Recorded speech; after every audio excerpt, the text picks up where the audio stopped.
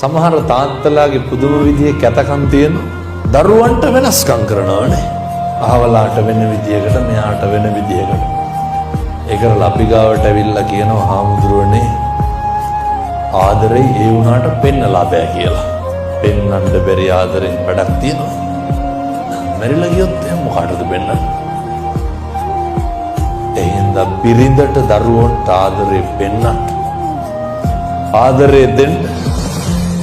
දැන් මට කියමු බලන්න ඔය ගෙදර ඔය ටික හදා ගන්න තුරු දකින්න ගන්න සීලයක් කියමු බලන්න. හදවතේ බුරබුරා නැගෙන ක්‍රෝධය ඇති වෙන්නේ පාරට ආපුවාමද ගෙදර ඉන්නකොටද? කවදාවත් පාරේ ඉන්නකොට කේන්ති ගිහින් තියෙනවද? ගෙට ගොඩ වෙන්න ඕනේ. දැන් ඔය කේන්තිය ද්වේෂය කියන එක බුදුහාමුදුරුවෝ උගන්වපු ප්‍රධාන අකුසල මූල තුනවල එකක් නේ. දැන් ද්වේෂය නැති කරගන්න ඕන කොහෙන්ද එහෙනම්? ඇති වෙන්නේ කොහෙන්ද? ද්වේෂය ඇති වෙන්නේ ගෙදරින් නම් රෙස්ටොරන්ට් එකකට ගිහිල්ලා බිව්වට හරියනවද? ඒක නැති කරන්න ඕනේ ගෙදරින්. කාමය ඇති වෙන්නේ කොහෙද? දැන් බාහිර වස්තුවක් පිළිබඳව කාමය ඇති වෙන්නේ කොහෙද? අපේ හිතේනේ ඇති වෙන්නේ නේ. එහෙනම් කාමය නැති කරන්න ඕන කොහෙද? අපේ හිතෙන්මයි. තරහව ඇති වෙන්නේ ගෙදරින්. සමහර විට තරහව නැති කරගන්න වාහනේ බයිසිකලේ අරන් පොඩ්ඩක් එක්ක අල්ලපු ගෙදරට යනවා, නැත්නම් යාළුවෙක් හම්බෙන්න යනවා, නැත්නම් ටවුම දිහාට යනවා. දැන් පැහැදිලිද ගෙදර තමයි හදා ගන්න ඕන කියලා.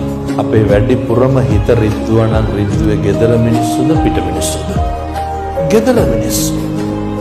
තමන්ගේ මිනිස්සුනේ. දුක හිතුණ නම් හිතුනේ පිට මිනිස්සු හින්දාද තමන්ගේ මිනිස්සු හින්දාද? එහෙනම් දැන් මේක හදා ගන්න ඕන කොහෙන්ද? ගෙදරින්. ගෙදරින් හදා ගන්න නම් පින්තුනේ ඔය බුදුහාමුදුරුවෝ උගන්වනවා නේද අපිට අර මහී වේරේන වේරාණි සම්මන්තිත බුදාචන අවේරේනච සම්මන්ති. ගෙවල් වල එකට එක කියන එක නවත්තන්න ඕනේ. මේ පැතිවලත් අර එකට එක කියනවද? සමහර තාත්තලා කියනව නේද? කට තලනවා කට වහපිය කියලා. ඇයි? ආයිත් අපේ අම්මලා ඒකටම හරියනවනේ.